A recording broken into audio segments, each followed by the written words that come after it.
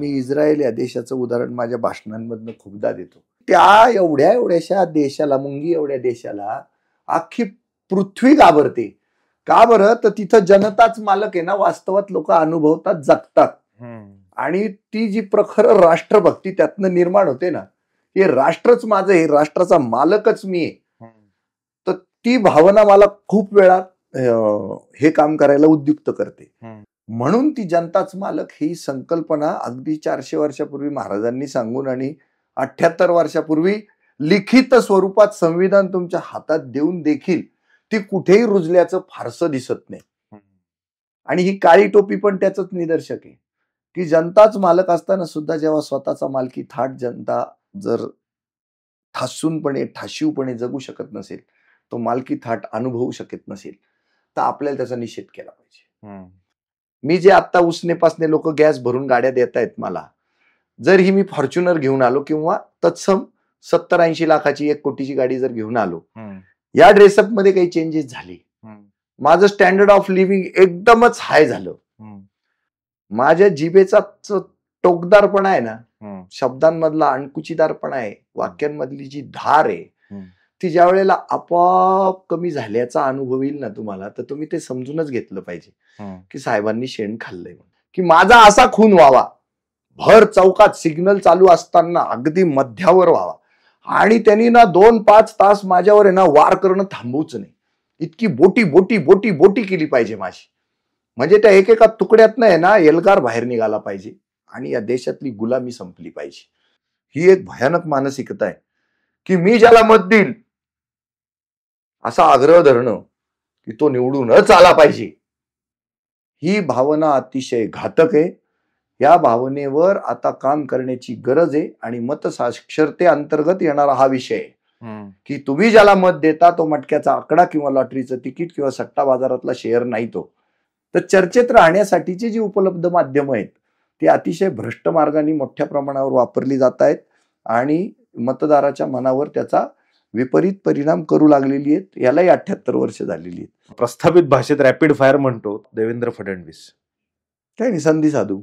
उद्धव ठाकरे, मी नाही त्यातली कडीला वाचली.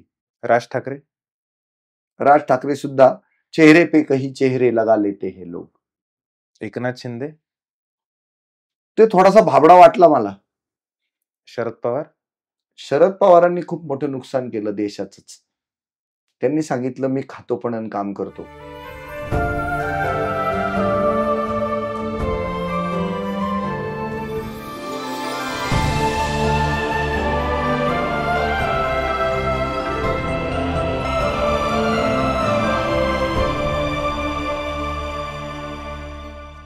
नमस्कार. बोलत राहूयाच्या आजच्या भागात तुम्हा सर्व रसिकांचं मी मनपूर्वक स्वागत करतो. मुळामध्ये बोलत राहूयामध्ये जसं मी म्हणालो की फक्त कला प्रांतातलीच मंडळी आपण गप्पा मारायला घेत नाही, तर वेगवेगळ्या प्रांतातली, वेगवेगळ्या क्षेत्रातली उत्तुंग कामगिरी करणारी व्यक्तिमत्व आपल्या व्यासपीठावरती येतात. हा पॉडकास्ट सेलिब्रिटींचा नाहीये, हा पॉडकास्ट सामान्यामधल्या सेलिब्रिटींचा देखील आहे. त्यामुळे सामान्य माणूस ज्या वेळेला काहीतरी उठाव करायचं बघतो त्यावेळेला तो काहीतरी त्याच्या चेहऱ्यावरती, त्याच्या व्यक्तिमत्वामध्ये, त्याच्या बॉडी लँग्वेजमध्ये काहीतरी एक वेगळं तेज येतं. आता मी असं हे का म्हणतोय, तर मुळामध्ये सध्या सोशल मीडियाच्या जमान्यात फेसबुक, इंस्टाग्राम, यूट्यूब या सगळ्यामध्ये आपल्यापर्यंत काही ना काही गोष्टी पोहोचत असतात. आपण स्पंज असतो, आपण ते ऍब्सॉर्ब करायचं असतं आणि ऍब्सॉर्ब केल्यानंतर आपण त्याचा कुठे वापर करू शकतो, आपण काय करू शकतो याचा देखील विचार करणं तितकंच गरजेचं देखील असतं. सध्या फेसबुकवरती मी काही व्हिडिओज बघतोय. ते व्हिडिओज एका व्यक्तीचे आहेत. ती व्यक्ती राजकीय पटलाशी निगडीत आहे आणि सध्या महाराष्ट्रामध्ये राजकीय वातावरण आहे आणि मग पॉलिटिक्स असं म्हटल्यानंतर हा घास आपला नाही, हा घास शेजारच्याचा, हा आपला नाही. जसं म्हणतो आपण की शिवाजी महाराज जन्मावेत पण शेजारच्या घरात, आपल्या घरात नको. मग या व्यवस्थेशी कोण भांडणार, कोण लढणार? मग एक व्यक्ती पुढे आली आहे त्या व्यक्तीचं नाव आहे जितेंद्र भावे, निर्भय महाराष्ट्र पार्टी. आणि ते जी टोपी घालतायत त्या टोपीवरती एक 2 शब्द आहेत. त्या शब्दांनी माझं लक्ष वेधून घेतलं, जनताच मालक. जनताच मालक असं ठासून सांगणारे नाशिकचे जितेंद्र भावे आपल्या आजच्या पॉडकास्टचे पाहुणे आहेत. त्यांच्याशी आपण वेगवेगळ्या पातळीवरती चर्चा करूया आणि त्यांचं स्वागत करूया. नमस्कार. नमस्कार सर. नमस्कार. मी अतिशय मनमोकळ्या गप्पा मारणार आहे तुमच्याशी आणि तुम्ही देखील थेट बोलणारे आहात असं तुमच्या व्हिडिओज मधनं तरी मला दिसतंय. त्यामुळे आजच्या पॉडकास्टमध्ये सुद्धा तुमच्याकडनं काही थेट उत्तरांची अपेक्षा आहे. हातचं राखून आपण काही बोलणार नाही. मी मोकळाच आहे सगळं. सगळ्यात पहिलं मला तुम्हाला विचारायचं आहे की जसं मी इंट्रोडक्शन मध्ये म्हणालो की राजकारण हा सामान्य माणसाचा घास नाही, आणि हे खरं देखील आहे एका पॉइंट ऑफ व्ह्यूनी. कारण राजकारणामध्ये उतरायचं म्हटल्यानंतर तुम्हाला काहीतरी कोट्यवधी रुपये तुमच्याकडे असले पाहिजेत तर तुम्ही उतरायचा विचार करू शकता. तर तुमच्या मनामध्ये असं काय, कुठली ठिणगी आली मनामध्ये, कुठली ठिणगी पेटली की बाबा आता या व्यवस्थेविषयी एल्गार आपण पुकारलाच पाहिजे आणि आपण आता बाकीच्यांचा विचार न करता आता आपण ह्याच्यामध्ये उतरलंच पाहिजे, असा तो क्षण कुठला होता? मी कामगाराचा मुलगा आहे. हा. नाव जरी भावे असलं तर वडील वायरमन होते माझे. दारू कारखान्यामध्ये चितळीच्या कामगार माणूस.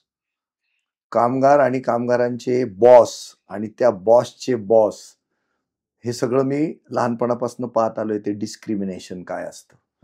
निळ्या डगळ्यातले माझे वडील आणि मग पांढऱ्या डगळ्यातला तिथला क्लार्क आणि त्याच्यापेक्षा जरा टाईट फाईट इन बिन करून एक्झिक्युटिव्ह शूज घालून जाणारे एक्झिक्युटिव्ह, ते पाहत आलो.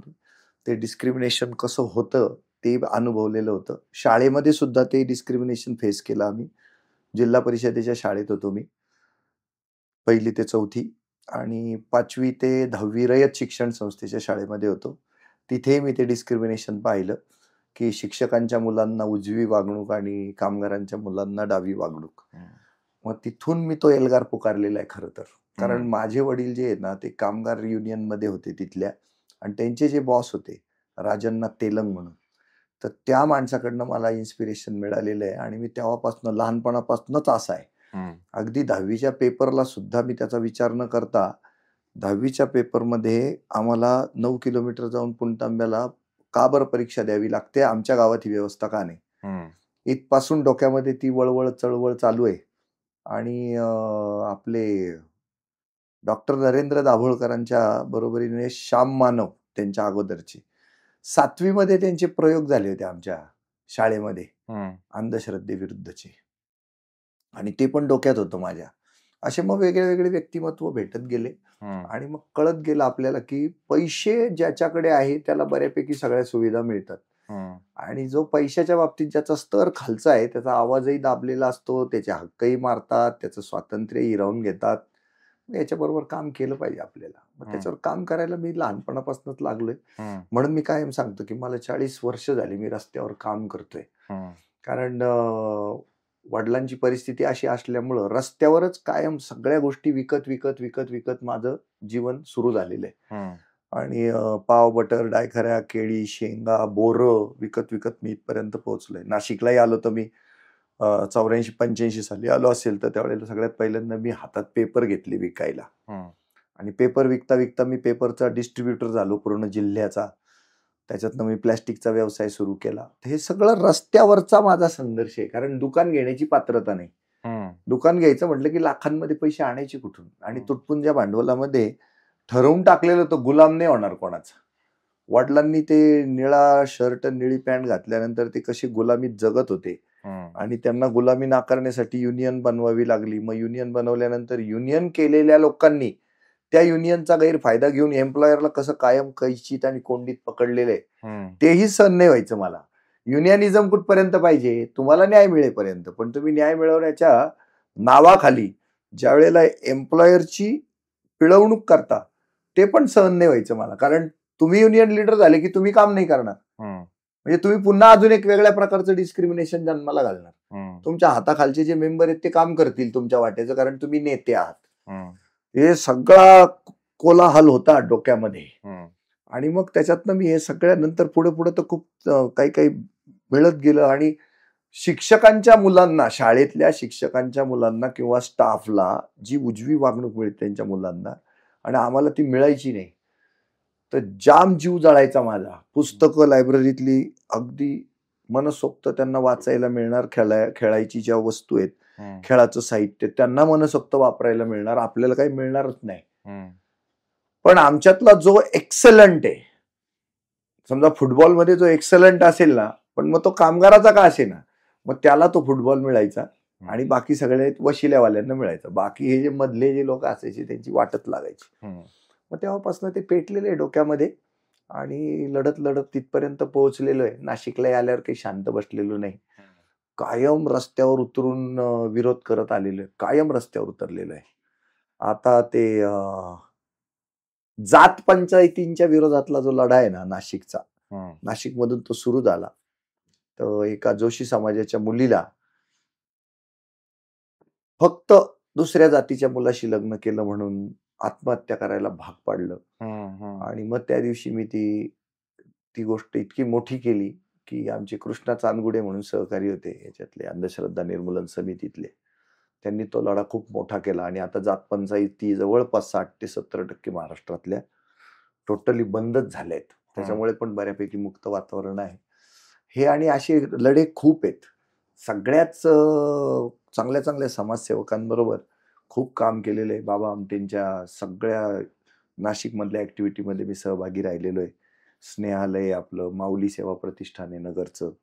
मी आतापर्यंत नाशिकच्या ज्या काही मेंटली डिस्टर्ब महिला ज्या असतात, रस्त्यावर राहतात, अंगावर वस्त्र ठेवत नाहीत, शिव्या देतात, लोकांना मारतात, अशा 98 महिला बी आमच्या माऊली सेवा प्रतिष्ठानला शिफ्ट केलेत नाशिकच्या. त्यांना पकडणं, गाडीमध्ये मार खात खात 200 किलोमीटरचा प्रवास करणं, त्यांच्या अंगावर थुंकणं, गाडीमध्ये घाण करणं, ते सगळं सहन करत करत पोहोचतो आम्ही. तर अशा 98 महिलांना मी त्या ह्याच्या नगरच्या डॉक्टर राजेंद्र धामणे, डॉक्टर सुचेता धामणे जे आहेत त्यांच्या माऊली सेवा प्रतिष्ठानमध्ये दाखल केलेलं आहे. आणि ते असं युनिक एक्झाम्पल आहे NGOज मधलं की त्या बाईचा शेवट होईपर्यंत ते सांभाळतात. त्यामुळे माझ्या डोक्याचा ताण म्हणण्यापेक्षा मी निश्चिंत होऊन जातो की त्या जीवाला शेवटपर्यंत. आणि एकदम 5 स्टार सेवा आहेत बरं का. खूप सुंदर टॉयलेट बाथरूम, आपलं जेवढं चांगलं नसावं त्याच्या 10 पटीनं चांगलं टॉयलेट बाथरूम त्यांनी प्रोव्हाइड केलेलं आहे. 10 पटीनं चांगला, म्हणजे बेडच माझ्या माहितीप्रमाणे 50-60 हजाराचा बेड आहे त्यांचा. एका सेकंदात ती बाई जर खूप व्हायलंट झाली तर तिला ताबडतोबीनं लॉक करणं, तिचा ऑक्सिजन कमी झाला असेल ताबडतोब ऑक्सिजन देणं, इतका लयज असलेला तो बेड आहे त्यांच्याकडे. तर त्या कामामध्ये मी जरा जास्त उत्साहाने भाग घेतला. गेले 5-6 वर्ष ते काम करतोय मी. आता नाशिक मधल्या वेड्या महिलांची संख्या अगदी म्हणजे लक्षणीय कमी झालेली. कारण त्या कुठून ना कुठून यायच्या आणि काय वाटेल ते बडबड करणं, लोकांना त्रास देणं, दुकानदारांना दहशतीखाली आणणं, किंवा कधी कधी खूप असा त्यांचा पसारा, त्याचा अंगाचा वास, त्याच्यानी दुकानदारांच्या पायऱ्यांवरच बसतात ना त्या, तर त्याच्याने ते पीडित असायचे बिचारे. आणि फार जणी त्या गोदेच्या काठी पण राहिल्या.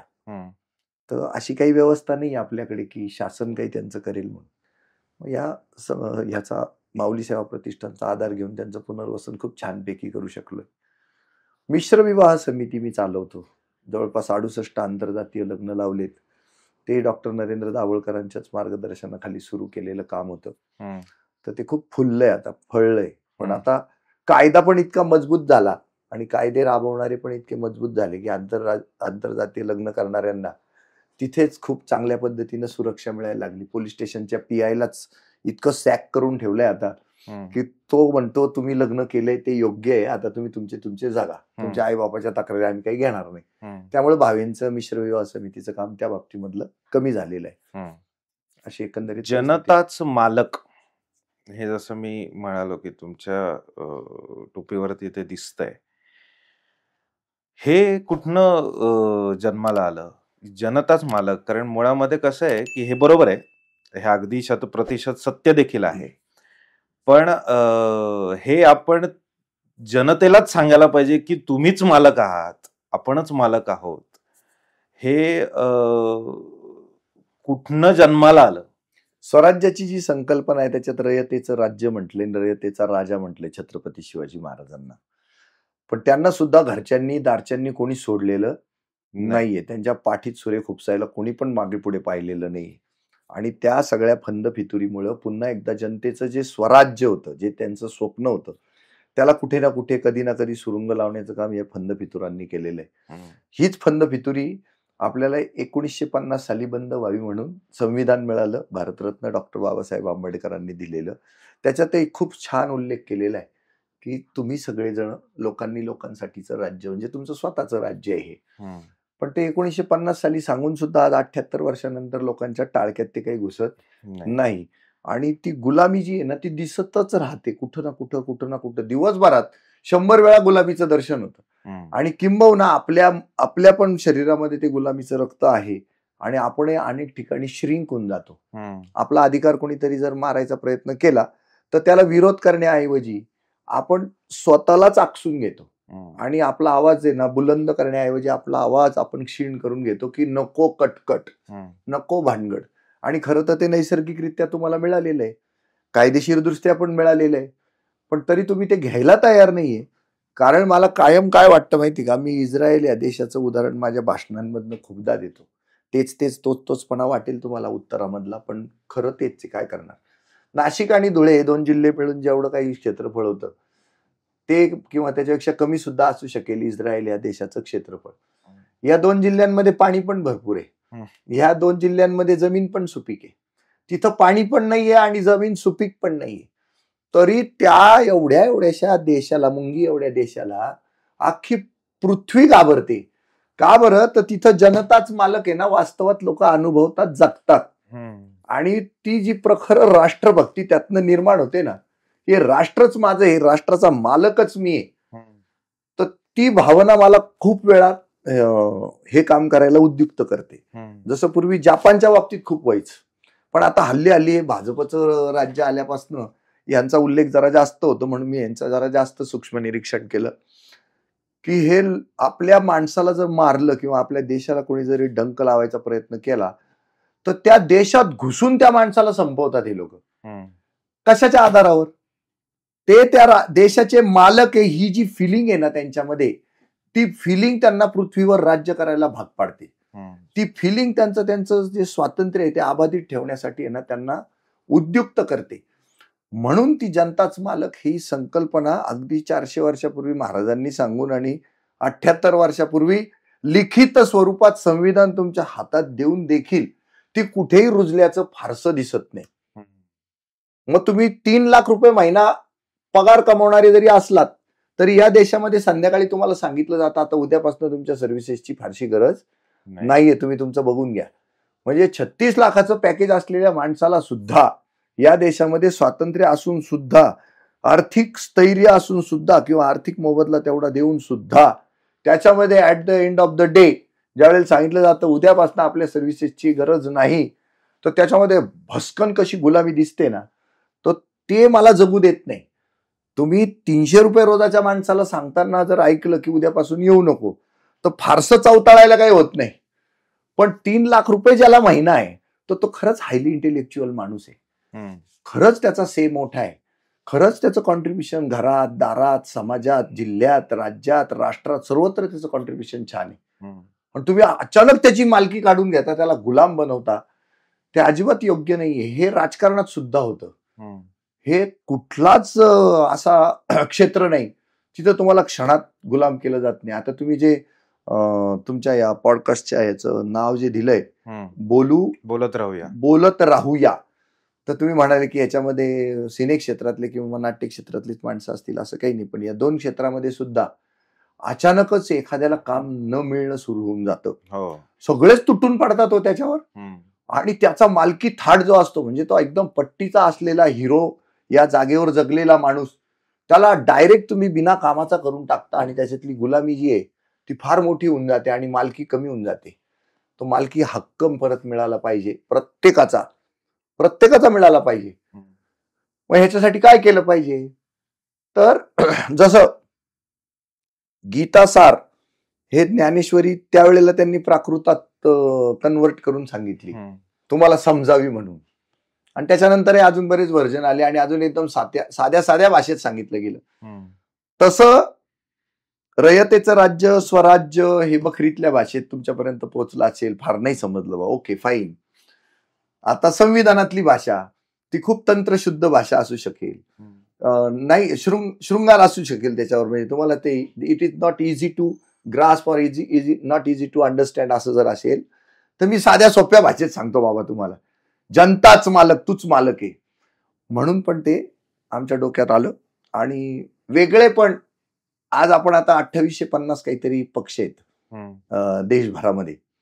राष्ट्रीय पक्ष निश्चितच हजाराच्या संख्येत आहे. माझाही राष्ट्रीय पक्षच आहे, तो ऑटोमॅटिक झाला. तर प्रत्येकाने काही ना काही वेगळे पण जपलंय, आपलं जपण्याचा प्रयत्न पण केलेला आहे. सगळेच जण सांगतात की वीज, पाणी, रस्ते, नोकऱ्या, बेरोजगारी हटवणं, उद्योजकता वाढवणं, हे सगळं सांगावंच लागतं कारण ते प्रश्न आहेतच. पण हा पक्ष काहीतरी वेगळा बोलतोय, तुमच्या मूळ अधिकाराविषयी बोलतोय, म्हणून जरा जास्त लक्ष द्या रे इकडं. आणि ही काळी टोपी पण त्याचंच निदर्शक आहे की जनताच मालक असताना सुद्धा जेव्हा स्वतःचा मालकी थाट जनता जर ठाशीवपणे जगू शकत नसेल, तो मालकी थाट अनुभवू शकत नसेल, तर आपल्याला त्याचा निषेध केला पाहिजे. मग तो कसा होऊ शकेल? तर थेट काळी टोपी आम्ही जी स्वीकारली, पण ती खरं ती अशी वळतच झाली ती काळी टोपी. कारण यांनी सांगितलं भगवा घ्या, तुम्ही सांगितलं आमचा हिरवा घ्या, मग बाजूच्यांनी सांगितलं आमचा निळा घ्या, ते म्हणले आमचा पिवळा घ्या, एक जो लाल बावट्यावाला म्हणला एकदम मस्त लाल घ्या. मग मी काय केलं, ते सगळे रंग एकत्र केले, सगळ्यांचंच ऐकलं, इनामदारांचंही ऐकायचं आणि आपल्या श्रीगोंदेकरांचंही ऐकायचं, सगळ्यांचंच ऐकायचं, सगळ्यांना समाधानी करायचं. सगळ्यांचे रंग मिक्स केले आणि हा रंग तयार झाला. आणि तो निषेधाचाही निघाला माझ्या स्वभावाप्रमाणे. मला हे सगळं जे व्यवस्थेमध्ये ज्या काही त्रुटी वगैरे शब्द नाही, चुका पण नाही, या खिळेत, ते काढण्यासाठी निषेध पण नोंदवला पाहिजे आणि आपण लक्षणीय ठरलो पण पाहिजे, वेगळे दिसलो पण पाहिजे. म्हणून सुद्धा हा काळा रंग, त्याच्यावर ते पांढऱ्या अक्षरात ठसठशीत लिहिलंय जनताच मालक. तर ते आकर्षकपणे, लक्षवेधीपणे आणि कायम तुम्हाला तुमच्या स्वत्वाची जाणीव करून देणार आहे. म्हणून सुद्धा या पद्धतीनं जनताच मालक हे वाक्य घेऊन आम्ही जेव्हा लोकांमध्ये जातो, आणि ते आता यावेळेला निवडणुकीच्या माध्यमातून माझ्या फ्लेक्सचं काम करणारा जो माझा मित्र आहे, त्यांनी फुकट बनवून दिले आम्हाला ते सगळे प्लॅकार्ड्स. तर ते लोकांना इतकं अपील होतंय की आजची मुलाखत सुद्धा त्या पंचलाईनवरच अट्रॅक्ट होऊन जन्माला आली. तर हे त्याचं फलित आहे की लोकांना रुखरुख येते की दिलंय, तुझं आहे तुझं पाशी तरी जागा चुकलाशी, असाच प्रकार आहे ना. की 1950 साली सांगून सुद्धा 98 तुम्हाला 2024 आलं तरी तुम्हाला अजून कळता येत. तुमच्या साध्या हाऊसिंग सोसायटीचा जिना, त्यातला लाईट, तिथून बाहेर पडला ते स्ट्रीट लाईट, त्यातला बल्ब, जो काही सोडियम वेपर लॅम्प असेल किंवा तुमचे ते एलईडी असेल, अरे तुमच्या बापाचे, तुमचे स्वतःचे ते पेवर ब्लॉक्स, जेव्हा लोक असे काढून घेऊन जाताना तुम्ही डोळ्यांनी पाहता, तुम्ही त्यांना रोकत नाही. तो पेवर ब्लॉक तुमच्या इथला असला तरच तुमचा, बाहेरचा असला तर तो कोणाचा तरी आहे, हे डोक्यातनं काढा. हे सगळं आपलं आहे. आणि ज्या वेळेला आपण आता हल्ली करत नाहीत लोक, आपला आता लिटरसी रेट वाढल्यामुळे, नाही तर पूर्वी मी ज्या वेळेला अपडाऊन करायचो बसमधनं, तो लोक बसल्या ना त्या बसमधल्या कुशनला फाडून त्याच्यातला स्पंज पाटी पुसायला वापरायचे, कारण पाट्या होत्या ना लहानपणी, स्पंज काढायचे, स्पंज एसटीतल्या सीट मधला स्पंज काढायचे लोक पूर्वी. आणि त्याही वेळेला हे वाक्य सांगितलं जायचं, अरे ही एसटी, त्यातले बाकडे, सगळं आपलंय रे, तुम्ही नकारे काढू, हे नकारे फाडू. आता तो प्रकार बऱ्यापैकी कमी झाला लिटरसी वाढल्यामुळं. शिक्षित झाले लोक, अजून सुशिक्षित होण्याकडे त्यांचा, शिक्षित आणि सुशिक्षित मध्ये, शिक्षित म्हणजे आपल्याला मिळालं संविधान, आपण स्वतंत्र झालं इथपर्यंत ठीक आहे, पण हे सगळं आपलं आहे, मंत्री आपला नोकर आहे आणि तू मालक आहे. हे मोदींनी सुद्धा सांगितलं, मैं सेवक हूं. थोडासा सालंकृत शब्द वापरला त्यांनी, मी नोकर आहे, असं जर त्यांनी सांगितलं असतं तर लोकांना जरा चांगलं वाटलं असतं, पण त्यांनी जरा तो सालंकृत शब्द वापरला, सेवक. मग सेवक वापरल्यामुळे थोडासा तो अजून तो अंतर जे आहे ते आहे तसंच राहिलं. पण ते जर म्हटले असते ना, मी नोकर आहे, आता मध्यंतरी मी विधानसभेला तो प्रयोग केला, अरे काय घाबरता, मी तुमच्याकडे अर्ज घेऊन आलोय, मला तुमच्याकडे नोकर म्हणून ठेवा, तुमच्या फरशा पुसायला, तुमचं झाडू मारायला मला ठेवा, मी नोकर आहे तुमचा, मला नोकर म्हणून ते पद द्या, माझा अर्ज आहे हा, विधानसभेतनं मी जी उमेदवारी करतोय तर मी तुमचा नोकर होण्याच्या पात्रतेचा आहे, माझा अर्ज स्वीकारून मला ती नोकरी द्या. या भाषेत मी ते अशी मुलाखत दिली होती. ते आमच्या सगळ्या सहकार्यांनी मिळून ते नाकारलं, नाही तर मला त्या अजून या घरच्या भाषेत सांगायचं होतं लोकांना, आणि मग ते अजून जास्त परिणामकारक झालं असतं. पण आता तुम्ही पहिला माणूस आहे राव ते म्हटला की एकदम मोकळं मोकळं बोला, हातचं काही राखू नका, नाही तर सगळ्यांना थोडस असं ते वेस्टर्नातच बांधलेलंच प्रोडक्ट लागतं, तुम्हाला उघडं लागतंय, ते फार चांगली गोष्ट आहे. तेच महत्वाचं आहे. व्हिडिओ जे तुम्ही करताय त्याच्यामध्ये प्रामुख्याने जो आत्ता मुद्दा तुम्ही मांडताय तो आहे भ्रष्टाचार. भ्रष्टाचार ह्या सगळ्याचं मूळ आहे. ह्या सगळ्याचं ज्याला आपण म्हणतो की तुमच्यापर्यंत व्यवस्था पोहोचवल्या जात नाहीत किंवा पोचवायच्याच नसतात, याच्या पाठीमागे भ्रष्टाचारच आहे. तर त्याला एक उपप्रश्न देखील असा आहे की मुळामध्ये भ्रष्टाचार हा काय फक्त राजकीय क्षेत्रात आहे असं नाही, भ्रष्टाचार हा सर्वत्र आहे, सर्वत्र फोफाळलेला आहे. जसं म्हणतो आपण की मुळात आता तुम्ही वैद्यकीय उपचारांसाठी कुठल्याही हॉस्पिटलमध्ये गेलात तरी ते एवढाली बिलं तुमच्या माथी मारतात. कारण असं आहे की मुळात ते शिक्षण पण इतकं महाग करून ठेवलेलं आहे की त्याच्यासाठी लोकांचे काही करोडो रुपये खर्च होतात, मग ते काढायचे कुठनं, तर पेशंट बिकम अ कस्टमर असं अशी गोष्ट घडते. तर जसं वैद्यकीय क्षेत्रामध्ये घडतं तसं त्याला काही अपवाद नक्कीच आहेत, पण जसं तिकडे घडतं तसं राजकीय क्षेत्रामध्ये घडतं. पण ह्या प्रस्थापित व्यवस्थेला छेद कसा द्यायचा या भ्रष्टाचार युगामध्ये? मी त्यांच्याशी लढता लढता लढता लढता आहे ना, माझ्या एक लक्षात आलं, आता आपण दोघं सुद्धा भ्रष्ट आहोत. मी धाडसानं विधान करतोय जे खरं आहे, आपण दोघंही भ्रष्ट आहोत, मुलाखत घेणारा पण मुलाखत देणारा पण. मग ही प्रांजळ कबुली दिल्याशिवाय ना हे बदलणार नाही, हे माझ्या लक्षात आलं. आणि मी ते वारंवार ठासून सांगतोय सगळ्यांना की मला तुम्हाला पटवायसाठी सुद्धा आहे ना बऱ्याचदा भ्रष्ट आचरण काहीतरी करावं लागतं, तेव्हा तुम्ही अट्रॅक्ट होता, जे योग्य नाही. मला तुमच्यात असे बदल हवेत, म्हणजे मग तो भ्रष्टाचार कुठेतरी थांबेल. आता भ्रष्टाचार भ्रष्टाचार भ्रष्टाचार आपण जे म्हणतोय ना, तर 78 वर्षात ज्यांनी आतापर्यंत बॅलेटनी पण मत टाकलं किंवा आता आपण बटन दाबतोय, ते बटन दाबल्यानंतरच तो भ्रष्टाचारी बाहेर येतोय. आजची परिस्थिती अशी, आणि यावेळच्या निवडणुका तर त्याला एकदम चपखलपणे बसणार असं उदाहरण आहे. बघा, लोक इतके विरोधात होते सत्ताधाऱ्यांच्या, इतके विरोधात होते, पराकोटीचे विरोधात होते. जे पारंपरिक बीजेपीचे RSSचे लोक आहेत ना, ते येऊन मला मिळालेले आहेत आणि त्यांनी मला सांगितलेलं आहे, जितेंद्र आम्ही तुझ्या सोबत आहे, आता काळजी करू नको. सामान्य माणसाचा अधिकार मारला जातोय, शिक्षण नाही रे मिळत आहे, अरे आरोग्य सुविधा खरंच प्रामाणिकपणे पारदर्शकपणे नाहीच मिळत आहे, आणि हे सगळं करायचं असेल तर आम्ही तुला मदत करणार आहे, काहीच अडचण नाही. जसं तुम्ही मेडिकलच्या क्षेत्रातलं सांगितलं आता की बिलं एवढ्याली मारतायत आपल्या माथी आणि कोट्यावधी रुपये त्यांना फी भरावी लागते, तोही भ्रष्टाचाराचाच भाग आहे ना. बरोबर. तुम्ही सरकारी मेडिकल कॉलेजेस होऊच दिले नाही, आणि तरी सुद्धा मी त्याचं खंडनच करीन. त्याला जर 5 कोटी रुपये खर्च आला असेल ना, हा त्याच्या इच्छेचा भाग होता. आज जेवढे काही अवेलेबल सोर्सेस आहे डॉक्टर होण्यासाठी, तर त्या निकषात तू बसण्यासाठी तेवढी मेहनत का नाही केलेली राजा?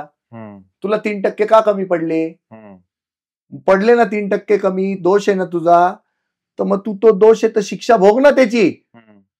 तुला ते 3 कोट 5 कोट लागले म्हणून तू लोकांचे नरडे आवळून पैसे वसूल करत राहशील, त्याचं आम्ही नाही समर्थन करू शकणार.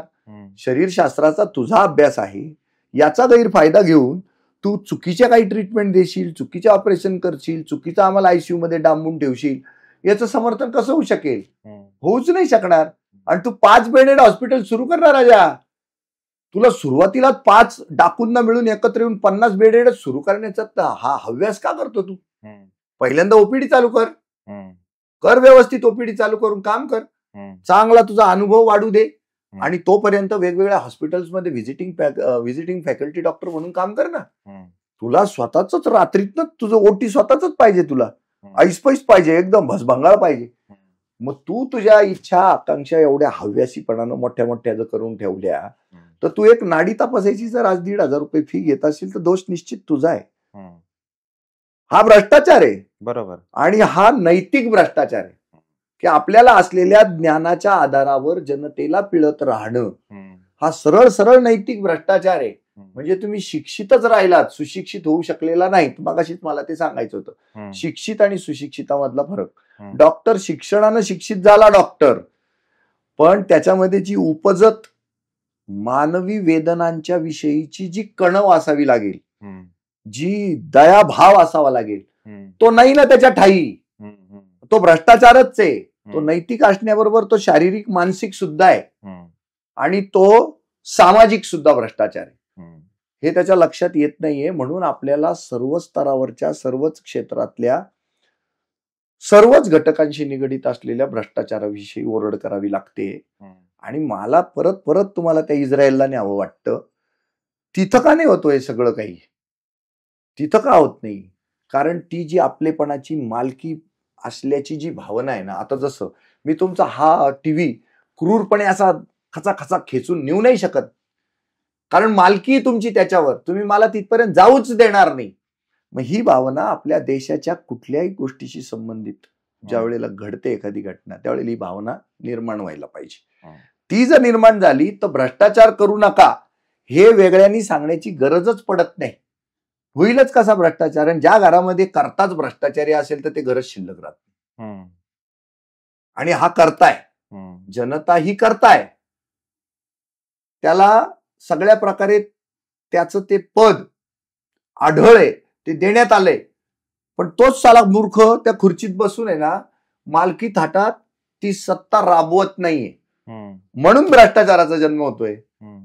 डॉक्टरकडे जाणं, नाडी चेक करणं हा आपला अधिकार त्याला वाटतच नाहीये. तो गुलामासारखा सांगतोय, डॉक्टर साहेब प्लीज माझी नाडी चेक करा. हा काय प्रकार आहे? तू त्याला जर फीस देणार आहे तर तू राजा आहे ना बाळा, तू देव आहे ना, तर तू त्या देव भावनेतनं, राजा भावनेतनं त्याच्या समोर जा ना.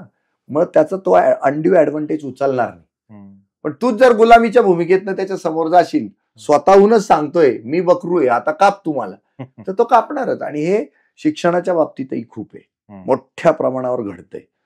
साधं एक लहान बाळ 1,00,000 रुपये, जिथं नवरा बायकोची अख्ख्या हयातीची फी गोळा केली एकत्र. म्हणजे आतापर्यंतचे जे ग्रॅज्युएट झालेले किंवा स्थिर स्थावर होऊन ज्यांचं बाळ आज 4 वर्षाचं आहे, त्या दोन्ही नवरा बायकोचे तुम्ही हयात शिक्षणाची फी एकत्र करा.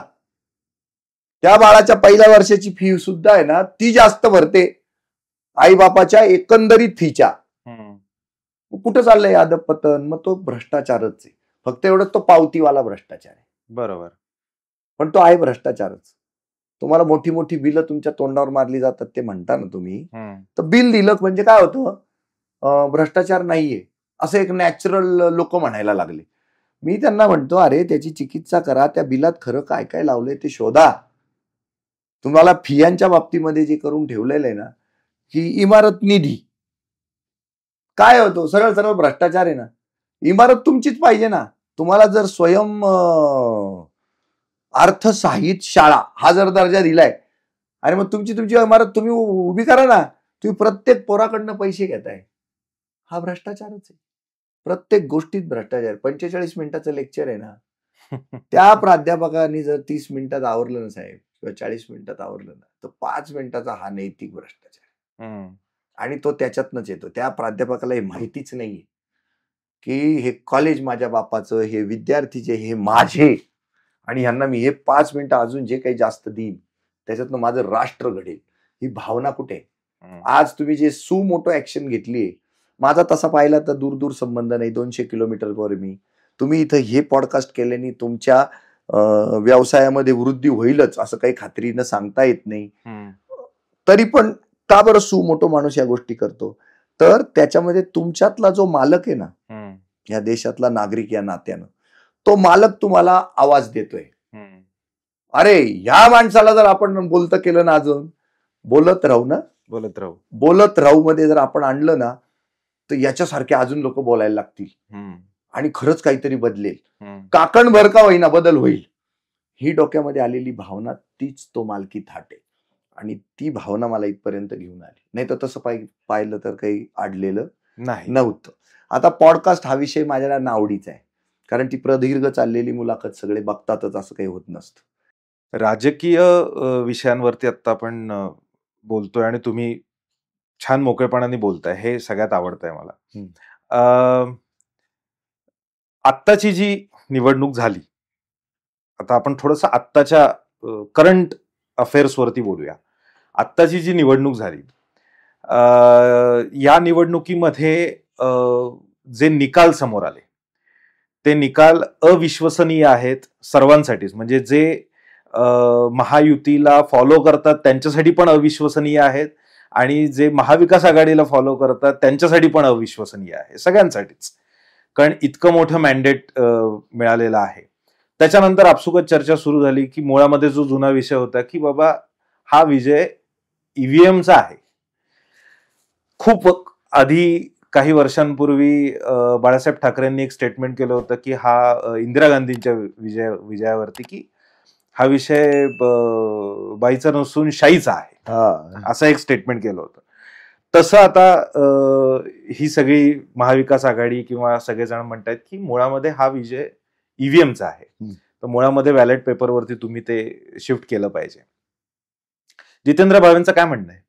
हो, केलं पाहिजे, बॅलेट पेपरवर शिफ्ट केलं पाहिजे, पण ईव्हीएमचाच दोष आहे सगळा, हे अमान्य आहे मला. ह्याच्यामध्ये ईव्हीएमचा खेळ आहे का? तर आहे. किती टक्के येतो? 5%, 7% किंवा 10% मॅक्सिमम. कारण खूप वेगळ्या वेगळ्या अँगलनी पाहायला पाहिजे याच्याकडे. एक तर लाडकी बहीण आहे, दुसरं एकनाथ शिंदेंनी तिजोरी उघडी ठेवलेली होती आणि त्याला पाठिंबा देवेंद्र फडणवीस आणि अजित पवारांचा होता. लोकांना द्यायचंय, कारण दिल्लीमधून आलेलं वारं जे होतं की लोकांना वीज, पाणी, आरोग्य, शिक्षण या त्यांच्या घटनादत्त अधिकारामध्ये आपण हस्तक्षेप केलाय, त्यांना मिळू देत नाहीये. त्यांनी देऊ केलंय, ते देता आलंय त्याला, तरी त्याचं ते राज्य लॉसमध्ये नाहीये, लोक हॅपी आहे. हे वारं सगळ्या देशभर फिरलं आणि सगळेजण फुकट फुकट बऱ्याच गोष्टी द्यायला लागले, ज्या हक्काच्या आहेत त्याच द्यायला लागले. कारण शिक्षण आणि आरोग्य जर घटनादत्त अधिकार आहे आपल्याला, तर तो द्यायला पाहिजे, हे या सरकारला कळलं. तर ते नाही देऊ शकले, पण त्या मोबदल्यात ते वेगळ्या वेगळ्या खूप गोष्टी देऊ शकले आणि त्या लोकांपर्यंत पोहोचल्या. अनेक शेतकऱ्यांना खूप पैसे त्यांच्या खात्यात आले. आता ह्याच्या अगोदर, इलेक्शनच्या अगोदर, प्रत्येक शेतकऱ्याला जे पेन्शन मिळतं ना बसल्या बसल्या, काहीतरी वर्षाला 6,000 रुपये काहीतरी, तर ते 12,000चा भरणा डायरेक्ट मिळालाय त्यांना. लाडकी बहीणला 3 महिन्याचं थेट 4,500 एकदाच मिळालेत. हे पण इफेक्ट आहे. नंतर जातनिहाय पण परिणाम बऱ्यापैकी झाला. आणि पैसे हे जे ऑफिशियली लोकांना मिळाले, ज्याला करप्शन म्हणता येत नाही, सरकारनेच दिले, त्याचबरोबरीनं पॅरलली प्रत्येक विधानसभेला 100 कोटी रुपयापर्यंत पैसे वाटण्यापर्यंतची क्षमता असलेल्या माणसांना तेवढी क्षमता करून देण्यात आली. आणि साधे साधे गणपती मंडळ, तुमचे दहीहंडीचे मित्रमंडळ, तुमचे स्पोर्ट्स ऍक्टिव्हिटीवाले मित्रमंडळ, ह्यांना या सगळ्या उभ्या राहिलेल्या लोकांनी असे सहजी लाख 2-2 लाख रुपये दिलेले. तुम्ही जाऊन जर सांगितलं त्यांना आमचे 40 इमारतीतले लोक यादी दाखवली ना, तुम्हाला सुद्धा लाख रुपये मिळाले. असा एकंदरीत तो परिणाम आहे. म्हणजे जात आहे, धर्म आहे, नंतर कटेंगे बटेंगे, त्याच्यातले पत्रक आहे ते सुद्धा ते ज्या वेळेला सिग्नलवर वाटले गेले त्याचे पण लोकांनी प्लॅकार्ड धरून उभे राहिले.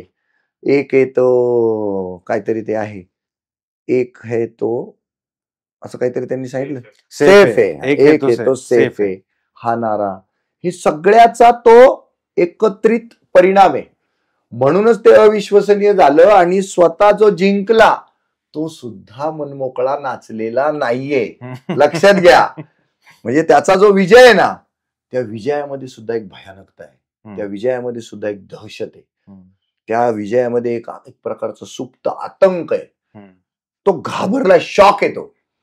त्यामुळे त्यांनी गुलाल उधळला खरा, पण मनसोक्त उधळण असते ना गुलालाची, विजयाच्या गुलालाची, ती उधळण नाही अनुभवाला आली. म्हणजे तुम्ही म्हणालात फक्त की सगळ्यांनाच नाही पटलेलं, पण ते न पटलेलं ते इतकं भीषण आहे, इतक्या भीषणतेपर्यंत न पटलेलं आहे लोकांना. कारण मला जर 60% 65% मी पास होणारे माहिती आहे आणि मी थोडीशी कॉपी करतोय, थोडंसं विचारतोय आणि थोडंसं मास्तरांनी ब्लॅकबोर्डवर काही उत्तर लिहून दिलेत, याचा एकत्रित परिणाम फार 99% जाईल हे मलाही माहिती नसल्यामुळे मलाही शॉक बसलाय. आता 99% मिळाल्यामुळे मी जी मनाची तयारी केली की मला 11वीला कॉमर्सला जायचंय, पण आता 99% मिळाल्यामुळे मला मेडिकलला जावं लागतं का, सायन्सला जायला लागतं का, हे असलं कन्फ्युजन मध्ये जसा विद्यार्थी असतो का नाही, भस्कन काहीतरी मिळणं, तसा हा प्रकार झालेला आहे. तर ईव्हीएम माझ्या माहितीप्रमाणे 7 ते 10%. तेवढं त्याच्या पाठीमागचं हे आहे. कार्यकर्त्याच्या पातळीवरती ज्या वेळेला मी विचार करतो ना, म्हणजे संभ्रमावस्थेत असणं म्हणजे काय असतं, म्हणजे मी त्या कार्यकर्त्याच्या जागी स्वतःला ठेवून बघतो. काही वर्षांपूर्वी अवधूत गुप्तेचा झेंडा सिनेमा आला होता, त्याच्यातलं मला ते गाणं फार आवडलं होतं की कोणता झेंडा घेऊ हाती. त्याच्यामध्ये एक ओळ फार छान होती की आजवर ज्याची वाहिली पालखी भलतच त्यांचा देव होता.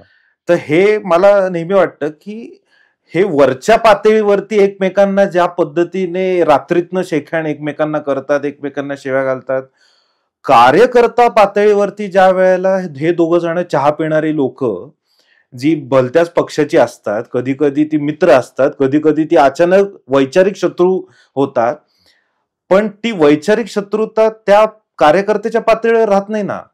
वैचारिक मतभेद हे त्या नेत्यांच्या पातळीवरती राहतं, खाली मात्र एकमेकांची हमरीतुमरीवर येणं, गचंडी पकडणं ह्या लेवलला जातं. कार्यकर्त्याची जी संभ्रमावस्था आहे सध्या की नक्की कोणता झेंडा हाती घ्यायचा आहे हे त्याला समजत नाहीये, अशा वेळेला कार्यकर्त्याला तुम्ही काय सांगाल? कार्यकर्त्याला सांगायची गरज उरलेली नाहीये. तुम्ही फार त्याच्यामध्ये खेळले नाहीये. म्हणजे मी कॅन्डिडेटच राहिलो आणि मी हे राहिलो काय, माझ्या मुवमेंटकडे सगळ्यांचं लक्ष होतं, त्यामुळे प्रत्येक ठिकाणी शिरायचो. कार्यकर्ताच राहिला नाही, हे माहिती का तुम्हाला? कुठलीही निवडणूक घ्या, राज्यभरातल्या 288 जागा ज्या लढल्या गेल्या त्याला उभं राहिलेल्या प्रत्येक उमेदवाराच्या बाबतीमध्ये, म्हणजे जे ब्रँडेड पक्ष आहेत ना त्यांच्या बाबतीमध्ये, त्यांना कार्यकर्ते मिळाले नाही. यावेळचं भीषण दृश्य आहे. हा कोणता झेंडा घेऊ हाती, आणि ते पालखी काय, आजवर ज्याची वाहिली पालखी भलताच त्यांचा देव होता. हा, तर हे त्यांना कळलेलं आहे, भलताच ह्याचा देव आहे म्हणून. त्यामुळे लोक पालखी व्हायला आलेच नाही. पालखी रीती राहिली, मग ती रीती राहू नये, पालखी तर उचलावी तर लागेलच. मग ती उचलायला भोई जे आहेत ना पालखीचे, हे भाड्यानं आणण्यात आले. आणि पालखीचा भोई जो रेग्युलर होता त्याचे जर 300 रुपये भाव असेल पालखीचा भोई ओढ्याचे, तर तो 3000 रुपये रेट देण्यात आला. तेव्हाच ती पालखी उचलली गेलेली. आणि तो कार्यकर्ता जो मनापासनं देश घडवण्यासाठी माझा प्रतिनिधी मला निवडायचा आहे म्हणून जो भारावून त्या नेत्याच्या मागे धावत सुटलेला होता, तो ऑलमोस्ट, मी शुअरली सांगतो तुम्हाला, 70 ते 75% असा कार्यकर्ता संपला. आणि जो कार्यकर्ता दिसला पण ज्यांनी पैसे घेतले नाही, तर त्याचा हिडन अजेंडा आहे की मला काहीतरी पद मिळेल, मला कुठलं तरी तिकीट मिळेल, त्या लॉबिंग मध्ये हा नेता माझा कामाला येईल, किंवा माझे टेंडर निघतील, किंवा माझे काही कामं निघतील, मला काही पैशांची सोय होईल म्हणून काम करण्यासाठी आलेले अगदी बोटावर मोजण्या इतके 10-5 लोक प्रत्येक आमदारकीच्या उमेदवारीच्या बाबतीत निवडणुका लढवताना एवढाच त्यांच्या बरोबर साठा होता. अजिबात लोक आलेले नाहीयेत. त्यामुळे कार्यकर्ता संभ्रमावस्थेत आहे हे विधान मी सरळ सरळ इरेजर घेऊन तुमचं मी खोडून टाकतोय. काही तो संभ्रमावस्थेत नाहीये, तो अगदी आता वेल अवेअर आहे, त्याला सांगायची गरज नाही. आता माझ्याकडे कार्यकर्ते होते, माझ्याकडे 30 लोक होते, पण माझ्याकडे पैशाचा काही संबंधच नव्हता. इथं शुद्ध देशभक्ती आहे, इथं पारदर्शक वेगवान राजसत्ता जन्माला आली पाहिजे, नागरिकांचे पूर्ण हक्क ते राखलेच गेले पाहिजे, जबाबदारीनं लोकप्रतिनिधी वागलंच पाहिजे. या संस्काराने आणि देशप्रेमापोटी माझ्याकडे आलेले जे कार्यकर्ते होते ते अक्षरशः हातावर भाकरी घेऊन चटणी घेऊन खाल्ली आहे आणि कामाला लागलेले. असं फक्त आय ॲश्युअर यू की हे माझ्याच बाबतीत घडले, बाकी कुठेच घडले नाही. ही जी टोपीचं जे जे एक चांगली गोष्ट आहे, तशी एक मनामध्ये वेगळी साईड पण येते की सामान्य माणूस ज्या वेळेला राजकारणामध्ये जायचं म्हणतो त्यावेळेला एकतर तो देशभक्तीने प्रेरित होऊन एल्गार पुकारलेला असतो आणि तो त्याच्यामध्ये त्यांनी प्रवेश केलेला असतो, किंवा तुम्ही आता जे म्हणालात की हिडन अजेंडा कार्यकर्त्याचा, तसा सुद्धा सामान्य माणसाचा कदाचित हिडन अजेंडा असेल.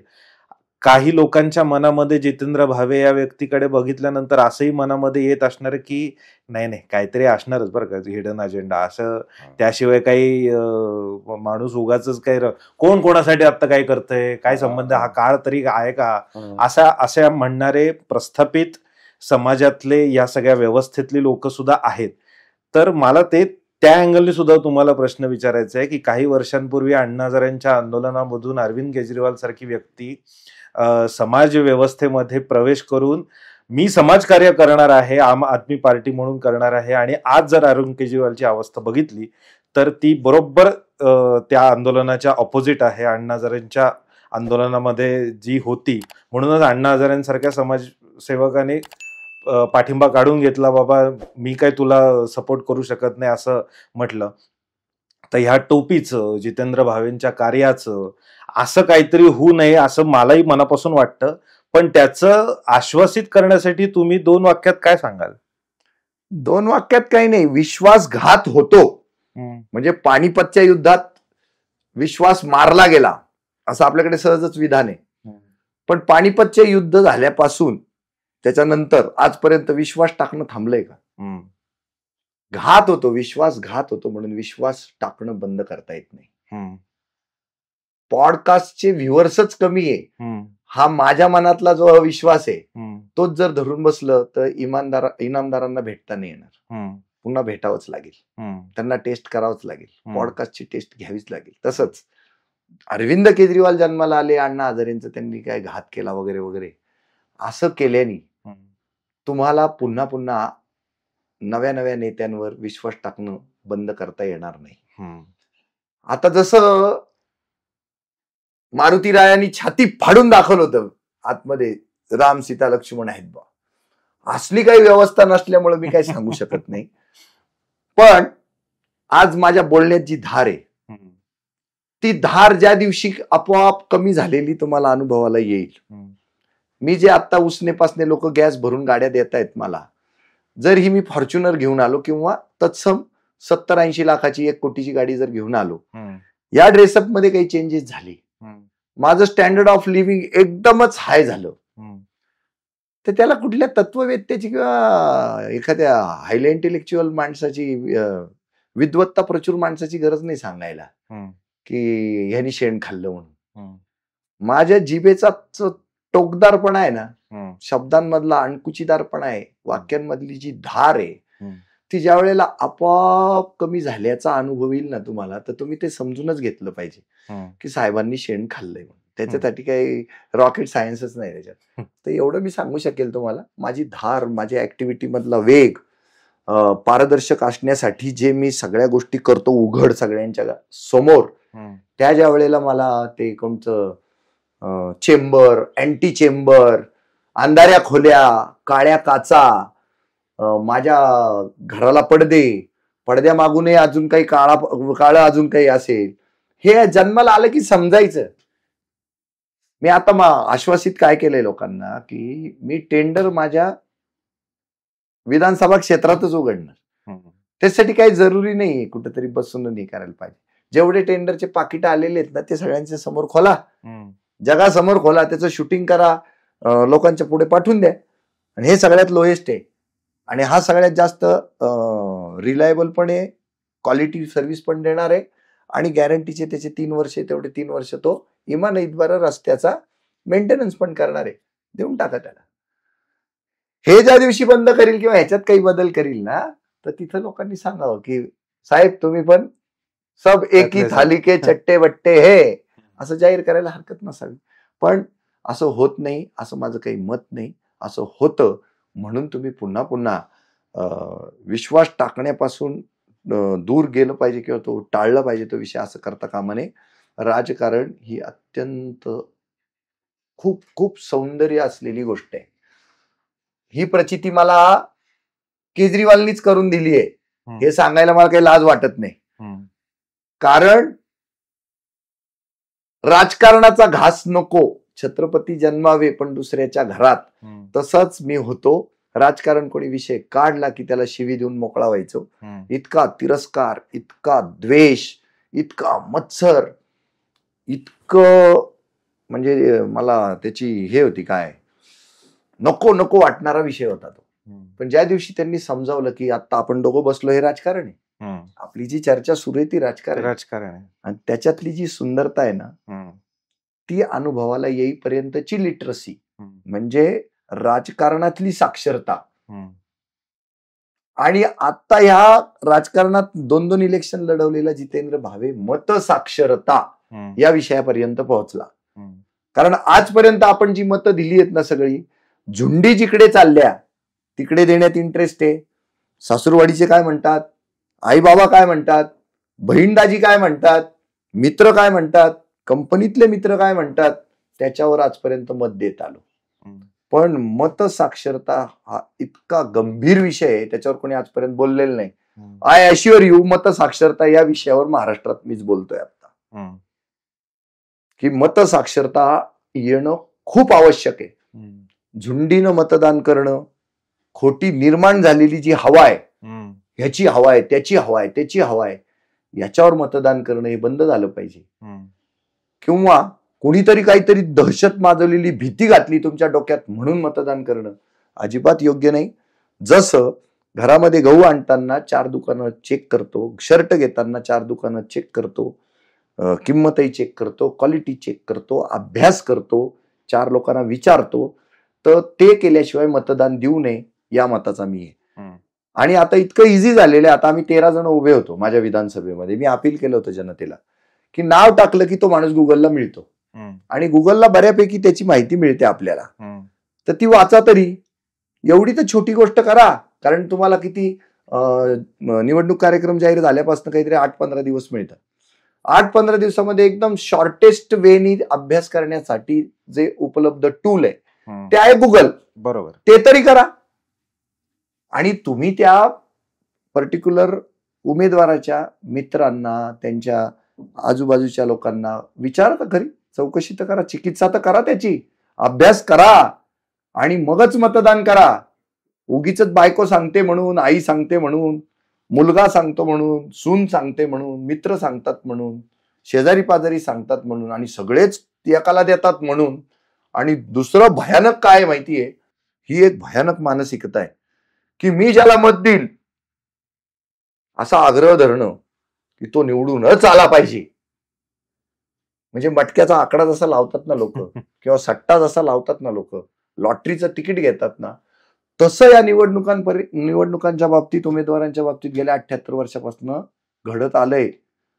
लोक सरळ सरळ, आता मी तुम्हाला इनामदारांना मत दिलं ना मी, आणि इनामदारांना समजा एक 40 मतं कमी पडले आणि ते पडले, तर मी सरळ काय म्हणायचं माहिती का, दिलं यार इनामदारांना पण साला ते पडले हो, मत वाया गेलं. ही भावना अतिशय घातक आहे. या भावनेवर आता काम करण्याची गरज आहे. आणि मत साक्षरते अंतर्गत येणारा हा विषय आहे की तुम्ही ज्याला मत देता तो मटक्याचा आकडा किंवा लॉटरीचं तिकीट किंवा सट्टा बाजारातला शेअर नाही, तो अजिबातच नाही. तुम्ही त्याच्यावर इन्व्हेस्ट केलं की तो वधारलाच पाहिजे, तुम्ही त्याच्यावर मत दिलं तर निवडून आलाच पाहिजे, आणि जर नाहीच आला तर ते वायाच गेलं, हे चूक आहे. तर मतसाक्षरता हा अतिशय गंभीर विषय मी हाताळतोय. तुम्ही पण मला इनपुट द्यावे या विषयावर आणि लोकांच्या मनातला भाव जो आहे तो बदलावा. हवेच्या मागे मतदान करणं जे चाललेलं आहे, बरं ही हवा काय राव, 100 कोटी जर एखाद्या विधानसभेला काढून ठेवलेले असतील, हवा निर्माण करायला काय वेळ लागतो सांगा ना मला. सगळीकडे बॅनर लावायचे, सगळीकडे पोस्टर लावायचे, सगळीकडे बेकायदा तुमचे होर्डिंग्ज रंगवायचे, नुसत्या गाड्या तयार करायच्या, 10 गाड्यांची परवानगी मागायची, 100 गाड्या फिरवायच्या, 100 गाड्या रंगवायच्या, 100 गाड्यांना झेंडे लावायचे, सगळं वाटेल तेवढे हँडबिल वाटत राहायचं. झाली हवा तयार. काय वेळ लागतो हवा तयार व्हायला? ती खोटी हवा आहे. आणि त्या खोट्या हवेला आपण मतदान देत आलोय. कोण चर्चेत आहे, कोण चर्चेत आहे, हे हवेचं सालंकृत शब्द प्रयोग आहे. कोण चर्चेत आहे म्हणजे कोणाची हवा आहे. तर चर्चेत राहण्यासाठीची जी उपलब्ध माध्यम आहेत ती अतिशय भ्रष्ट मार्गाने मोठ्या प्रमाणावर वापरली जात आहेत आणि मतदाराच्या मनावर त्याचा विपरीत परिणाम करू लागलेली आहेत. यालाही 78 वर्ष झालेली आहेत. तर तो विपरीत परिणाम होऊ नये म्हणून काय काय करता येईल. तर मला खूप चांगलं आठवतंय आता TN शेषन यांनी ज्या वेळेला हे मॉडेल कोड ऑफ कंडक्ट लागू केलं त्यावेळेला सगळ्या राजकारण्यांनी त्याच्या नावाने बोटं मोडली खरी, पण तुम्हाला सांगतो ती खरंच आदर्श निवडणूक होत होती. किमान वातावरण तरी आदर्श होतं. लोकांनी हवेलाच परत मतदान केलं का नाही केलं ते थोडंसं चिकित्सेचा भाग येतो. पण खरंच सांगतो तो जो सायलेन्स होता ड्युरिंग दॅट इलेक्शन पिरियड, माणसं खरंच शांत होती. हवा समजत नव्हती म्हणून त्यांना अभ्यास करावा लागत होता, शोध घ्यावा लागत होता. शोध घेऊन बोध घेऊन लोक मतदान करत होते. हे मी स्वतः अनुभवलंय. तर तसंच पुन्हा एकदा कुठं विचारायला जायची गरज नाही. जसं जनताच मालक सांगितलेलंच आहे तसंच मॉडेल कोड ऑफ कंडक्ट जे आहे ते फक्त इम्प्लिमेंट करायची गरज आहे. तुम्हाला सांगतो पारदर्शक होतील निवडणुका. 100 कोटी रुपये काढून ठेवले म्हणजे काय, म्हणजे लहानपणी मला ते आठवतं, नांगरदारी शेतकरी, गाय वासरू, नंतर त्याच्यानंतर अजून एक कुठलं तरी एक मोठं चिन्ह होतं, त्याच्या गाड्या त्या विखेंच्या, नंतर त्यावेळेचे ते म्हस्के म्हणून होते, त्यांच्या गाड्या फिरायच्या आमच्या इकडे त्या नगर जिल्ह्यात आणि ते उधळायचे. त्यावेळेला हँडबिल आहे ना उधळायचे. ज्या गाडीतनं जास्त हँडबिल उधळले जातील त्याची हवा. म्हणजे ते पर्चे बनवायचे आणि उधळायचे, बनवायचे आणि उधळायचे, अशी होती ती निवडणूक. हवा तशी निर्माण व्हायची त्यावेळेला. हल्ली पण तेच झालं यावेळेला. तुम्हाला सांगतो TN शेषनच्या वेळेला मतदान केंद्राच्या पासून 100 मीटर पर्यंत पिन ड्रॉप सायलेन्स असायचा सर, आणि आज 10 फुटावर सुद्धा सायलेन्स नव्हता. नुसती जत्रा भरलेली होती. एखाद्या देवाची यात्रा किंवा जत्रा भरते ना तशी जत्रा भरलेली होती. त्यामुळे तो कन्फ्युज होता मतदार.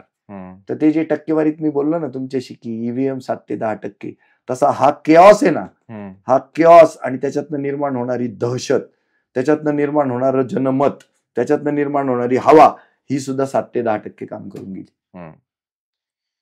तुम्ही आता जाता जाता मी 2 प्रश्न तुम्हाला विचारणार आहे.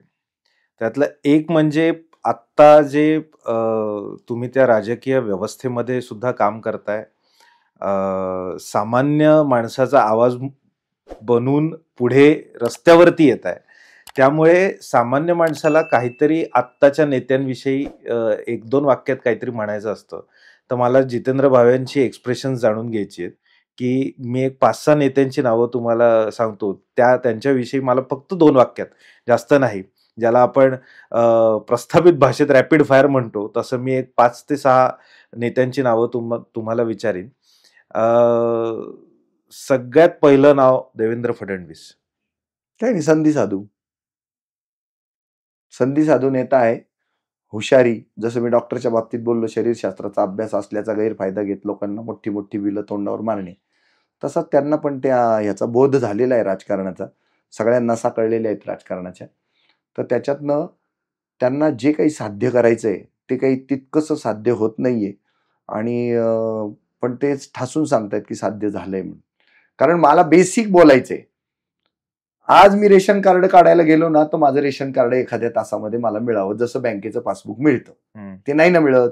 तलाठ्याकडे गेलो ना मी, 7/12चा उतारा मला सहजी मिळावा, मिळतो का? नाही. माझं गव्हर्नमेंट हॉस्पिटल आहे ना, तिथं मला पटकन माझा हे केस पेपर मिळावा, माझं ताबडतोबीनं चेकअप व्हावं, चांगल्या उत्तम माणसाच्या हाताने ते चेकअप व्हावं, पटकन मला गोळ्या औषधं मिळावी आणि तिथून बाहेर पडावं. आणि करप्शन करप्शन करप्शन बंदच करू सांगणारे देवेंद्र फडणवीस.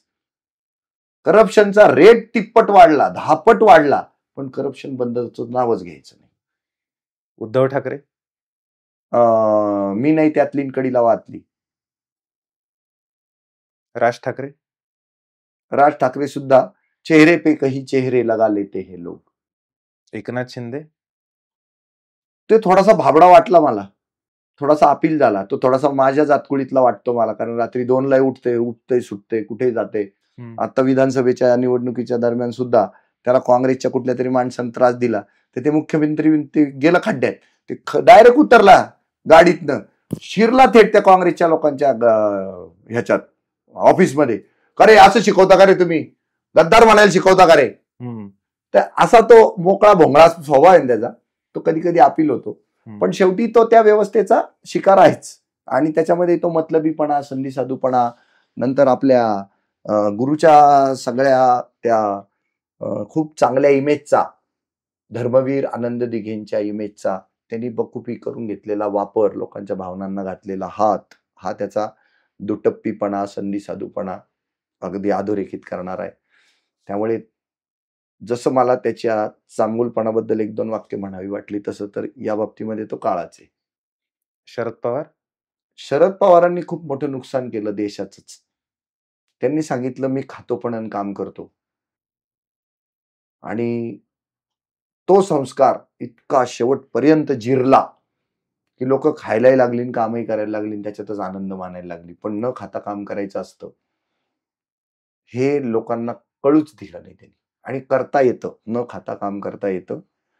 खाऊनच काम केलं पाहिजे गरजेचं नाही. मी खातो पण काम करतो हे लोकांच्यावर बिंबवणं, याचा सगळा पापाचा वाटा हा शरद पवारांचा आहे. आणि त्यांच्यामुळेच राजकारण खूप घाण झालं हे मी खूप ठामपणे सांगू शकतो. नाही तर तडजोड न करणारे त्यांच्या वेळचे जे तत्वज्ञानी किंवा तत्व सांभाळून जगणारे राजकारणी होते ना, ते मेलेच ना ते. आणि नाही त्यांना ते तत्व पूर्णपणे पाळता आले. अगदी त्यांच्या आजूबाजूचे आणि त्यांच्या पक्षातले बरेच लोक असे होते की ज्यांना तत्व पाळून देशभक्ती करत लोकांपर्यंत सगळं त्यांच्या हक्काचं पोचवायचं होतं. त्यासाठी खाण्याची गरज नव्हती. पण ते खातो पण आणि काम पण करतो हा घाणेरडा सुविचार त्यांनी अगदी लोकांच्या रक्तात सोडलाय. कुठं लिहिण्याची गरज नाही पडली त्यांना. ही सगळी परखड मतं व्यक्त करताना शेवटचा प्रश्न मला विचारायचा आहे, कारण मी फक्त तुमच्याशी सगळी राजकीय चर्चा केली. मला शेवटचा प्रश्न तुम्हाला कौटुंबिक विचारायचा आहे की जसं सामान्य माणूस ज्या वेळेला काहीतरी फेसबुकवरती पोस्ट लिहिताना सुद्धा घरचे म्हणतात ए बाबा एवढ्या भाषेत लिहू नको, काहीतरी दारावरती यायचं कोणीतरी, प्रॉब्लेम व्हायचा. अशा वेळेला तुम्ही रस्त्यावरती उतरून परखडपणे फेसबुक लाईव्ह करताय, परखडपणे तुमची मतं मांडताय, तुमच्या भाषेत ती मांडताय. कधी कधी त्याच्यामध्ये काही शब्द असे असतात की जे शब्द प्रस्थापित व्यवस्थेला मान्य नसतात, पण ते तुम्ही उच्चारता, कारण तो तुमचा रांगडा स्वभावच आहे. अशा वेळेला घरनं तंबी मिळते का की जरा जपून, किंवा हे सगळे उद्योग करत असताना घरच्या पातळीवरती तुम्ही कसं हे सगळं मॅनेज करता, आणि घरच्यांचं या बाबतीमध्ये तुम्हाला सपोर्ट करताना मत काय? माझ्या पक्षाचे 2 महामानव आहेत आदर्श. एक आहेत छत्रपती शिवाजी महाराजांनी, एक आहेत डॉक्टर बाबासाहेब आंबेडकर. पण हे 2च आहेत का, तर असं नाहीये. आम्ही त्यांना धरून चाललोय. पण स्वातंत्र्य मिळवतानाचे जे महामानव होऊन गेले त्या प्रत्येकाला वंदन आहे.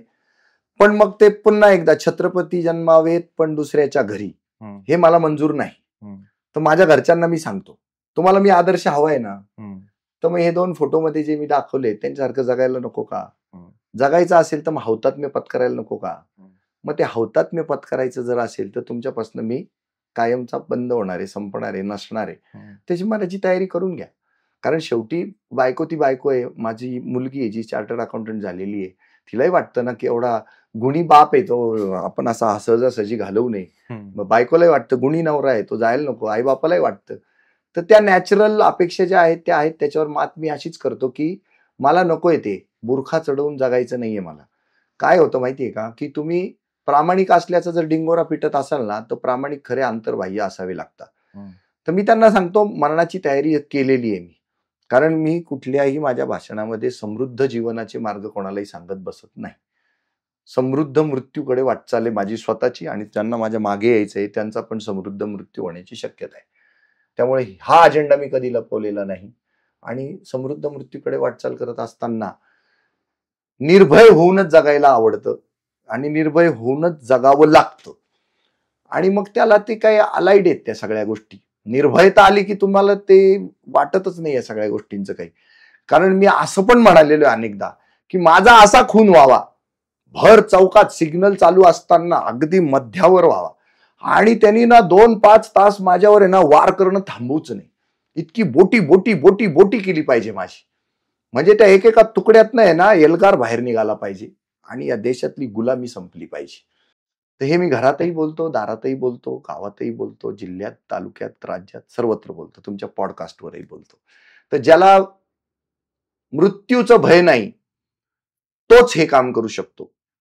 आणि ती मात्र भावना दांभिक असू शकत नाही. कारण ती जर दांभिक असती तर मी कुठेतरी हातचा राखून बोलू शकलो असतो. पण मी जर हातचाच राखत नाही तर त्यामुळे तिच्यातली जी काही खरेपणाची जी ठिणगी आहे, खरेपणाचा जो काही विस्तव आहे तो लगेच अनुभवालाच येतो. आणि त्याच्यातनंच ती निर्भयता आली. त्यामुळे घरच्यांना सुद्धा म्हणजे माझी बायकोला मी ते नो डिमांड वाईफ म्हणतो. काय ती तोंडातनं अवाक्षरही काढत नाही कधीच. तिला कळतं की जेवढं हा घरातनं बाहेर निघाला की जे लोक सलाम करायला सुरुवात करतात तर घरी येईपर्यंत याला सलाम करतात म्हणजे हा खराच आहे. आपण कशाला आता मध्ये कलमडायचं, काही कारण आहे का? आता आहे तोपर्यंत आपला, नसेल त्यावेळेला नाही. कारण जायचंच आहे सगळ्यांना एक दिवशी. तर त्यांनी मनाची तयारी केलेली आहे. त्यामुळे तसा काही प्रॉब्लेम नाहीये. आणि उगीच ते दाखले द्यायचे की स्वातंत्र्य सैनिक फासावर गेले, म्हणजे भगतसिंग, राजगुरू, सुखदेव, मग नंतर राजगुरुनगरला थांबायचं, त्यांच्या घराला भेट द्यायची, भगूरला जायचं, स्वातंत्र्यवीर सावरकरांच्या त्या स्मारकाला भेट द्यायची, शिवाजी महाराजांच्या गडकोट किल्ल्यांवर जायचं, तिथे नमस्कार करायचा, आणि काळाराम मंदिरात गेलं की ते डॉक्टर बाबासाहेब आंबेडकरांचा तो जो काही निषेधाचा स्वर होता तिथे नमस्कार करायचा. हे नाटकी नौटंकी ठरते ना ही सगळी. ती नौटंकी नाही करायची. जे खरं ते खरंच, काहीच प्रॉब्लेम नाही त्याच्यामध्ये, स्वीकारायचं त्याला आणि धाडसानं पुढे जायचंय. आणि ते जातोय निश्चित स्वरूपामध्ये. घरचे घाबरतात. आता भीती माणसाला त्रास देतेच ना.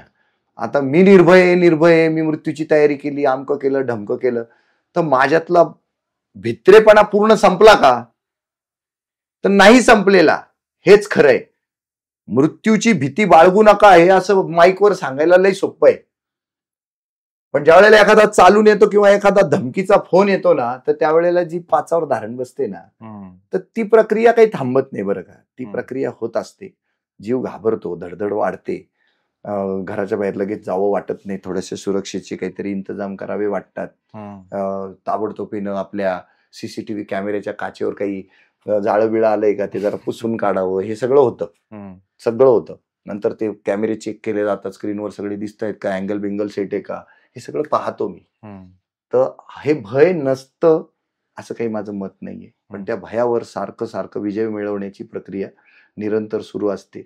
आणि राजकारण ही एक निरंतर चालणारी प्रक्रिया आहे. तसंच आपलं जीवन पण निरंतर चालणारी प्रक्रिया आहे. तर ह्या प्रक्रियेतले आपण एक छोटेसे घटक आहोत. फार विचार करण्याची काही गरज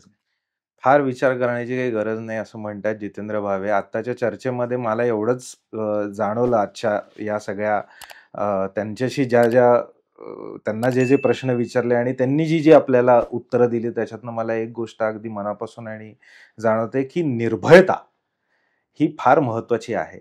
आणि निर्भयता तेव्हाच येऊ शकते ज्या वेळेला तुम्ही स्वतःशी प्रामाणिक असता आणि तुमची वैचारिक बैठक ही स्ट्रॉंग असते.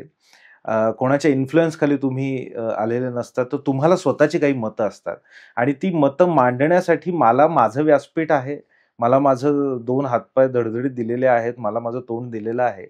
मी समाजामध्ये जाऊन त्या गोष्टी बोलू शकतो. हा मला लोकशाहीने दिलेला अधिकार आहे, हा मला घटनेने दिलेला अधिकार आहे.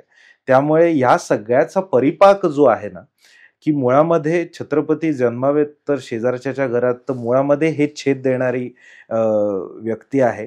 आणि नक्कीच त्यांच्या बोलण्यातून ते आश्वासक वाटले आणि नक्कीच ते जसं म्हणाले. एक सेकंद मला तुम्हाला डिस्टर्ब करायचं.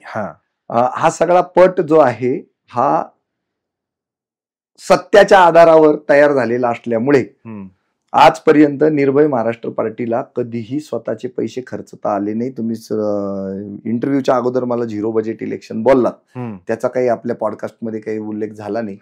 तर खरंच 0 बजेट इलेक्शन, 0 बजेट पक्ष चालवणं हे मला 17 महिन्यात शक्य झालेलं आहे.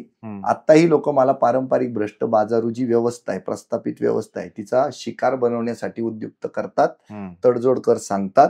अगदी पत्रकारांना सुद्धा वश झालेलो नाही.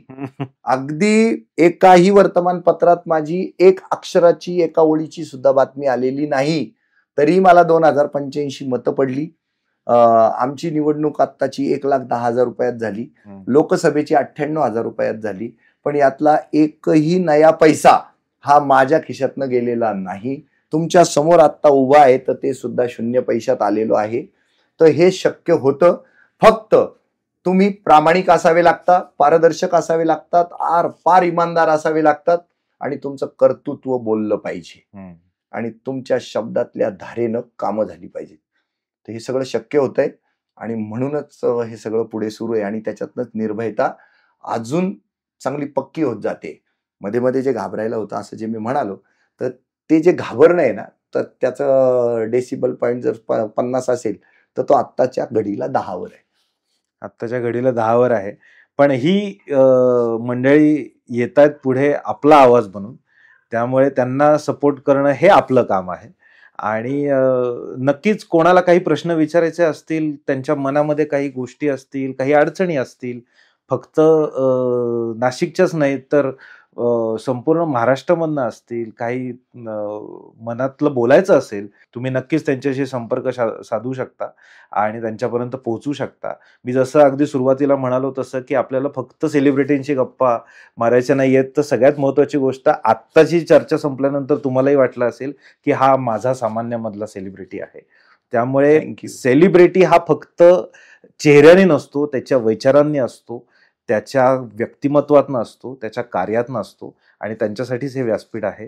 त्यामुळे आज बोलत राहूयामध्ये जितेंद्र भावे आले आणि त्यांनी एक मनमोकळ्या गप्पा आपल्याशी, आपल्या रसिकांशी, तुमच्याशी साधल्या, माझ्याशी संवादाचा हितगुज केला. त्यामुळे मी आपल्या सर्वांच्या वतीने जितेंद्र भावे यांचे मनपूर्वक आभार मानतो. आभार मानण्याआधी यांनी मला जी मोकळीक दिली त्याच्यामुळे सुद्धा बोलत राहू या कार्यक्रमाच्या त्या टायटल प्रमाणेच मला यांनी बोलत राहू दिलं, हे महत्वाचं आहे. नाही तर नुसतंच बोलत राहू या नाव आणि वारंवार आम्हालाच बोलू न देणं असं काही घडलेलं नाही.